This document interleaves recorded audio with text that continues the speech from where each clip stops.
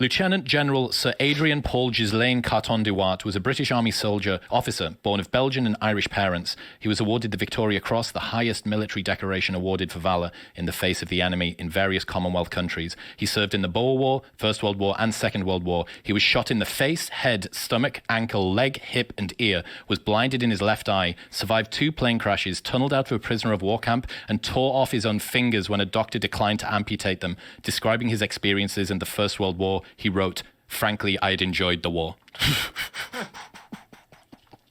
There's dudes like that out there. You just have to know there's guys like that out there. This guy's story, let me tell you about him, man. So he gets born in 1880 to aristocracy in Belgium, and you'd think he's going to go through the typical aristocratic route. He goes to Balliol College in Oxford. His father wants him to go and study law. And you think, right, that's the end of the story there.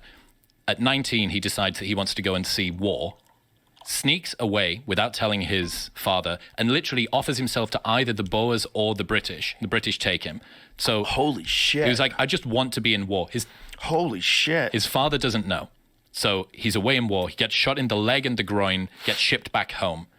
His father says, "What? You were supposed to be in university. You've now been shot." He's okay. Well, I'll bless this new military campaign you want to go on. He says, "I want to be redeployed." Gets redeployed again to South Africa. He was at the head of the Camel Corps, which was literally a group of people who rode into battle on camelback. So he gets shot. He gets shot in the ear and then in the eye, and then a bullet ricochets and hits him in the same eye again.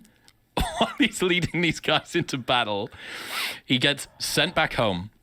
The British military say he wants to go out on the First World War. He wants to go to the front lines of the First World War now. But they said, we can't send a guy with one eye out there because it's going to look like we've got really weak soldiers. So they give him a glass eye and say, the only way that you can go back out is if you wear this glass eye. And he says, oh, okay.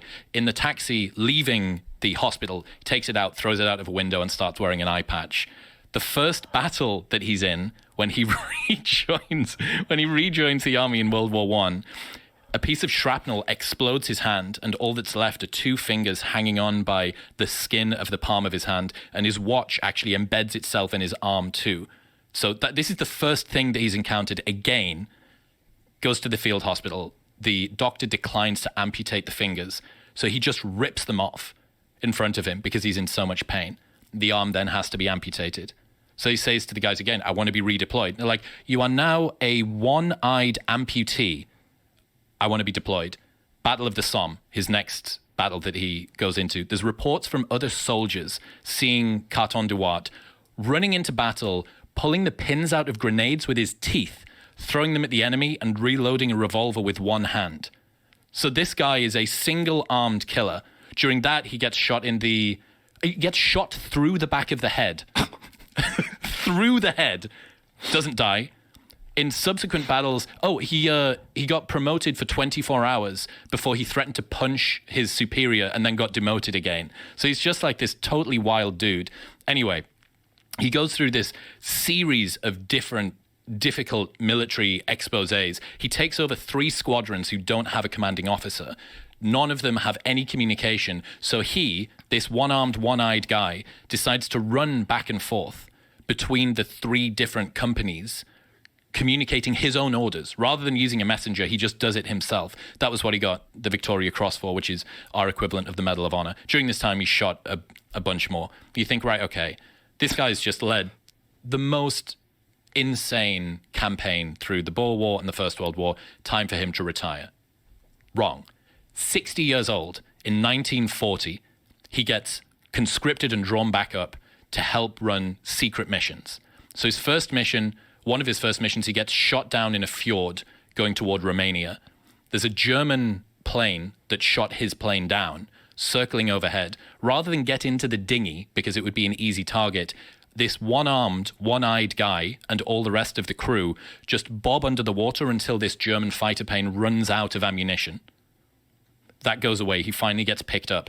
Second time he goes up in a plane, this plane crash lands and he swims to shore carrying a injured comrade who survives, one arm, but swims carrying this other dude, gets captured by the Italians. He's then part of 5 escape attempts and digs a 60-meter tunnel with one arm and a bunch of other dudes. Then he spends a full week hiding out in northern Italy, despite the fact that he's 62 years old, one-armed, one-eyed, can't speak Italian, and has covered in scars. Then he finally gets picked up and released. They said that the only thing that the Italians had left to do was to use him to enable an armistice. They wanted to no longer be a part of the war. They use Carton du Wiart to be an envoy between the two nations. And they said, well, you've been a prisoner of war for 9 months. You don't look or smell the way that you should do. Why don't we give you a nice Italian tailor? And he rejected their offer to give him an Italian suit and said he would only wear one if they got it from Savile Row because, quote, he didn't want to look like a gigolo.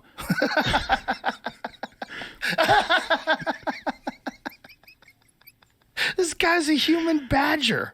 He's 31 medals, shot nearly as many times, got used. He insulted Mao. He insulted Chairman Mao in China when he got used by Winston Churchill. There's photos of him stood behind Churchill, eye patch, just a fucking sleeve, and he's my new. Look at him.